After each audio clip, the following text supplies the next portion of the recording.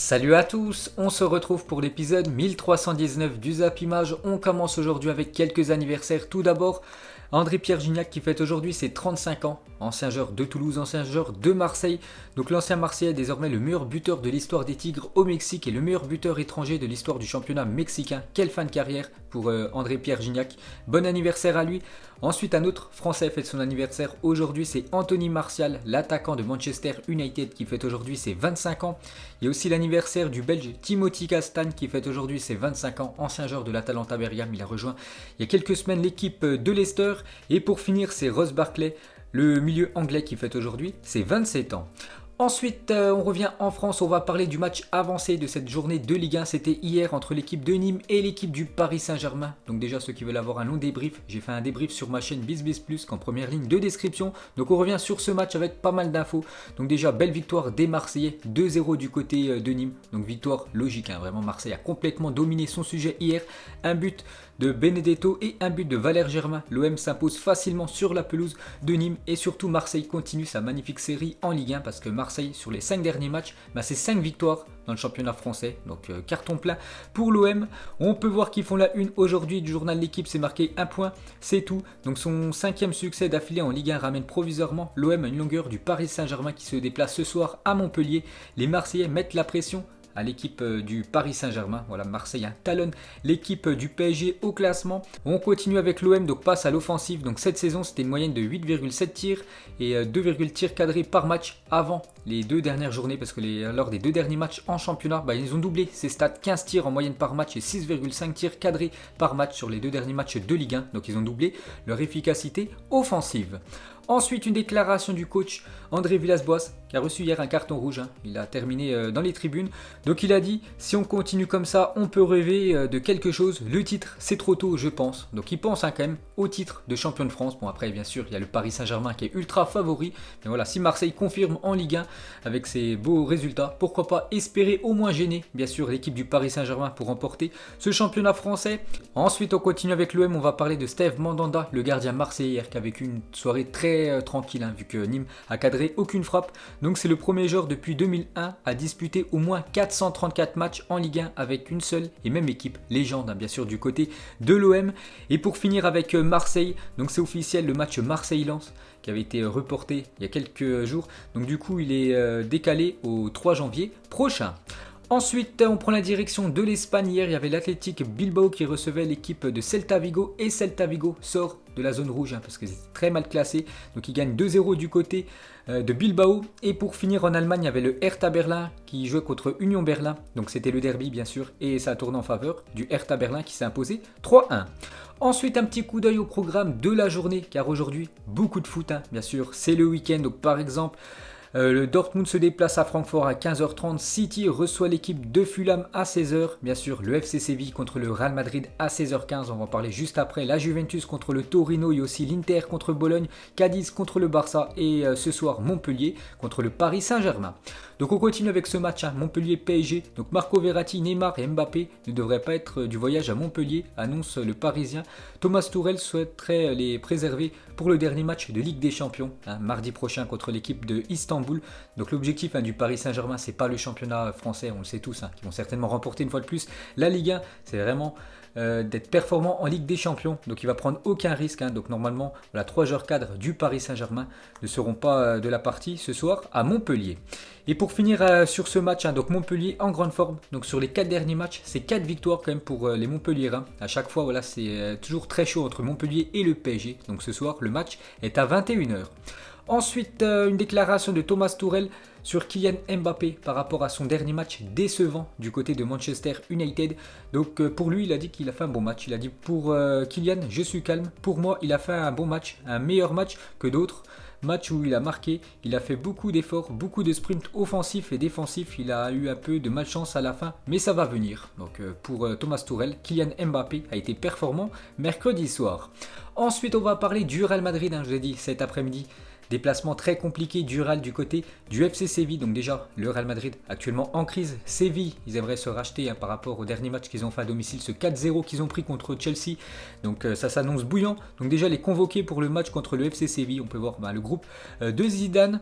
Donc pour continuer avec le coach français, il a dit « Je me sens fort pour trouver des solutions avec mes joueurs. Cet après-midi, on a une opportunité de faire un grand match contre un grand adversaire. » Donc il a dit ça en conférence de presse hier.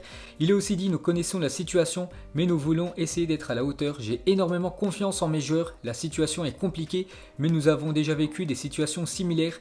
Cet après-midi, c'est un match pour démontrer ce qu'est le Real Madrid. » Pour lui, bien sûr, c'est la meilleure équipe d'Europe. Ensuite, toujours avec lui, donc Zinedine Zidane exprime sa confiance alors que les médias l'annoncent avec une épée de Damoclès au-dessus de la tête. J'ai le soutien total du club, il a dit Zidane, parce que vous savez qu'actuellement, c'est compliqué sa situation avec toutes les défaites que le Real Madrid a eu ces dernières semaines. Donc les prochains matchs, donc cet après-midi et surtout le match de Ligue des Champions mercredi contre l'équipe du Borussia Mönchengladbach sera déterminant pour la suite de la carrière de Zinedine Zidane en tant qu'entraîneur du Real Madrid. Donc il a dit le moment le plus difficile de ma carrière, ça l'est sûrement oui, mais je ne pense pas à ces choses, je pense au positif. Plus intouchable, je n'ai jamais pensé que je l'étais aussi bien en tant que joueur qu'entraîneur. Donc voilà ce que dit Zinedine Zidane. Il sait qu'il n'est pas intouchable du côté du Real Madrid et bien sûr qu'il peut sauter à tout moment.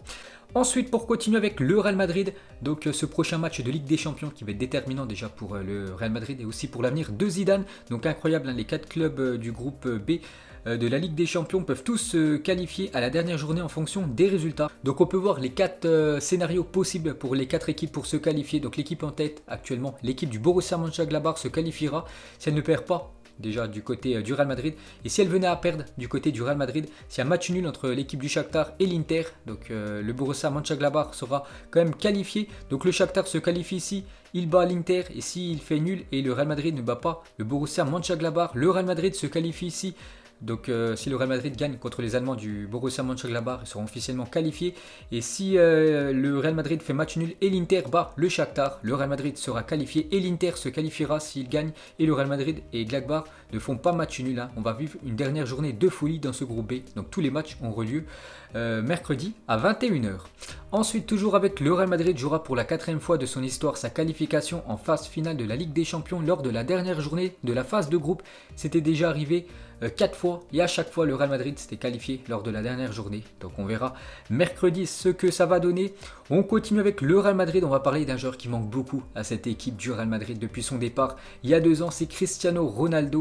Et le Real Madrid a perdu plus de matchs en poule de Ligue des Champions depuis que Cristiano Ronaldo est parti, donc en 2 ans. Que pendant les 9 ans où il était là. Donc on a une stat quand même incroyable. Donc Cristiano Ronaldo, il était très performant du côté du Real Madrid et les stats le prouvent. On continue avec CR7 et c'est officiel, Cristiano Ronaldo est élu joueur du mois de novembre en Serie A. Félicitations à Cristiano Ronaldo, c'est lui le meilleur joueur dans le championnat italien. Donc ses stats, c'est 3 matchs, 200 minutes de jeu pour 5 buts. Cristiano Ronaldo élu homme du mois du côté de la Serie A. Quelques déclarations d'anciens coéquipiers de Cristiano Ronaldo commencent avec Carlos Tevez sur CR7. S'il y avait entraînement à 9h du matin, vous y alliez à 8h, il était déjà là. Si vous alliez à 7h, il était déjà là. Je me suis demandé comment arriver avant lui. Donc un jour, je suis arrivé à 6h30 et il était là, à moitié endormi, mais il était là. Donc bien sûr, toujours là à l'entraînement Cristiano Ronaldo. Ensuite, cette fois-ci, une déclaration de l'attaquant anglais de Montpellier, Stephy Mavididi, ancien joueur de la Juventus. Donc il avait côtoyé CR7, donc il exprime son admiration envers Ronaldo, qu'il a croisé à la Juventus. Ce fut un privilège de même s'entraîner avec lui, cela m'a beaucoup aidé. Il ne s'agit même pas d'aller vers lui et de lui poser des questions, vous le regardez et vous apprenez. Donc voilà encore un bel hommage envers CR7.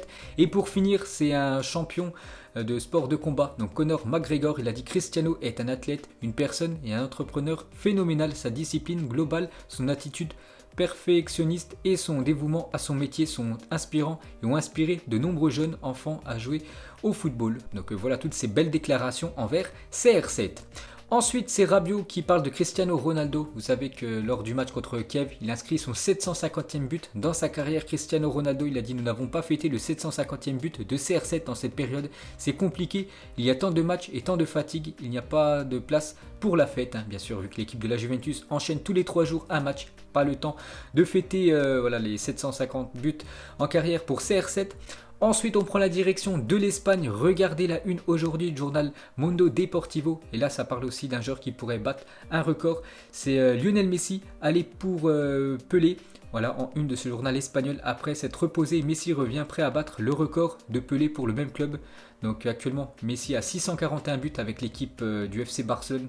Pelé, il avait inscrit 643 buts avec l'équipe de Santos. Donc voilà, il pourrait dépasser peut-être aujourd'hui son record. Donc le Barça joue ce soir contre l'équipe de Cadix et la une du journal Sport. Donc c'est marqué que la fête continue. Le Barça avec 11 buts marqués et aucun encaissé lors des 3 derniers matchs veut continuer avec un pas ferme. Messi, Ter Stegen et Coutinho reviennent dans l'équipe contre Cadix après leur repos en Europe. C'est vrai qu'ils n'ont pas joué tous ces joueurs cadres du FC Barcelone lors du dernier match de Ligue des Champions.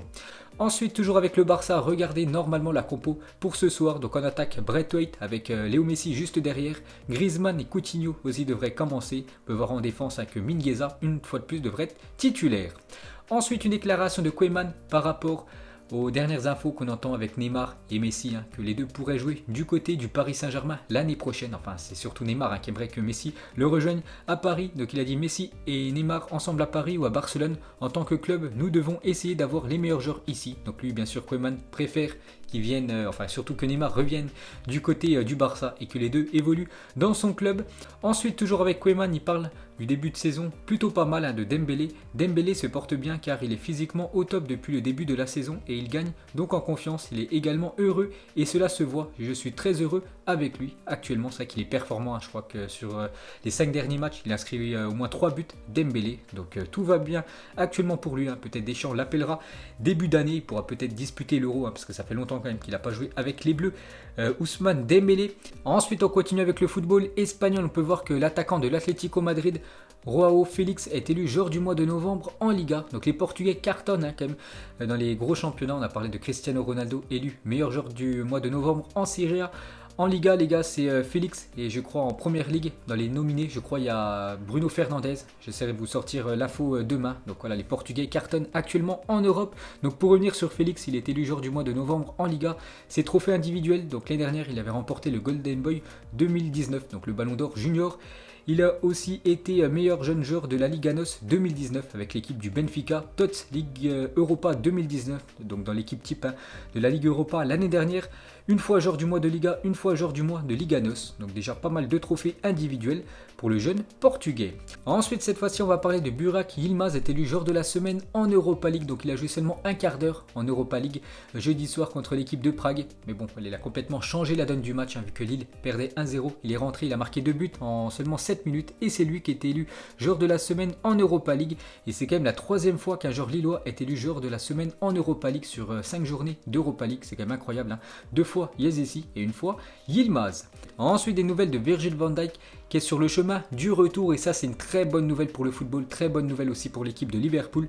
Donc Van Dijk qui est blessé depuis quasiment 2 mois, vous vous souvenez avec le choc avec Pickford, le gardien de Everton. Du coup voilà, il revient plus vite que prévu. Virgil van Dijk, il y a quelques photos de lui lors de sa rééducation, on pourrait le voir quasiment dans 2-3 mois parce que voilà, il y a encore du temps les gars, n'oubliez pas qu'il a été victime d'une rupture des ligaments croisés, mais peut-être courant mois de février on pourrait revoir Virgil van Dijk sur les pelouses. Ensuite, officiel, Yunus Musa, 18 ans, prolonge avec l'équipe de Valence jusqu'en 2026. Gros potentiel pour le jeune joueur de l'équipe de Valence qui a fêté ses 18 ans il y a quelques jours. Je l'avais dit en début de Zap Image. Donc il prolonge avec l'équipe espagnole. Ensuite, on va parler de l'Inter Milan aurait contacté Chelsea au sujet de Giroud. La Juventus suit aussi la situation du Français d'après Tutosport. Donc Giroud, c'est vrai qu'il était très proche quand même de l'équipe de l'Inter lors du dernier mercato. Du coup, ça s'était pas fait. Mais on sait que Giroud doit avoir un peu plus de temps de jeu du côté de Chelsea si il veut jouer avec l'équipe de France l'année prochaine l'Euro. Donc c'est vrai qu'il a marqué 4 buts il y a quelques jours. Mais voilà, on peut voir quand même que 2 grosses équipes italiennes ont des vues sur lui. Ensuite, officiel, le stade de Naples est rebaptisé Diego Armando Maradona. Et c'est officiel, c'est un communiqué de la ville de Naples. Donc c'était une rumeur depuis quelques jours, depuis le décès de Diego Maradona. Et maintenant c'est officiel, le stade s'appelle bien Diego Armando Maradona, le stade du Napoli. Et pour finir avec Diego Maradona, donc Carlos Bilardo, donc l'ancien sélectionneur de l'Argentine, championne du monde en 1986, c'était lui le sélectionneur bien sûr de l'Argentine, quand Maradona avait fait cette Coupe du Monde magnifique, donc n'a toujours pas été mis au courant de la mort de Diego Maradona car il souffre de troubles neurologiques. Sa famille affirme que si Bilardo apprend la mort de Diego, cela pourrait lui être fatal car il entretenait une relation de père à fils avec Maradona. Donc voilà, quelle tristesse et gros courage à lui. Ensuite, officiel international argentin Tagliafico prolonge avec l'Ajax Amsterdam jusqu'en juin 2023 pour le défenseur gauche de cette équipe de l'Ajax. Ensuite officiel, donc on avait parlé hier, c'était toujours pas officiel les gars. Maintenant, ça l'est, Patrick Vieira est licencié de son poste d'entraîneur de l'OGC Nice après cette 5e défaite d'affilée, c'est en Europa League contre Leverkusen jeudi. Donc Adrien Urcea le remplace dans la foulée. Donc voilà, Patrick Vieira les gars, et Nice c'est fini. Et pour finir ce Zap Image, donc juste imagine le Real Madrid en Europa League, hein, parce que la semaine prochaine va être une semaine décisive pour l'équipe du Real Madrid. N'oublie pas que le Real n'a jamais joué en Europa League et peuvent se retrouver en Europa League dans quelques semaines. Donc pour vous les gars, si le Real Madrid venait à être en Europa League, qu'est-ce qui devrait changer du côté du Real? Est-ce qu'il devrait avoir des nouveaux joueurs qui devraient arriver au club? Est-ce que le coach devrait sauter? N'oubliez pas que le Real Madrid a recruté quand même aucun joueur sur cette année 2020. Donc qu'est-ce qui doit changer du côté du Real Madrid s'il y a la catastrophe que l'équipe espagnole file en Europa League? Donc voilà les gars, à la fin de ce Zap Image 1319. Donc si ça vous a plu, un petit like et on se retrouve demain pour le prochain épisode. Ciao à tous!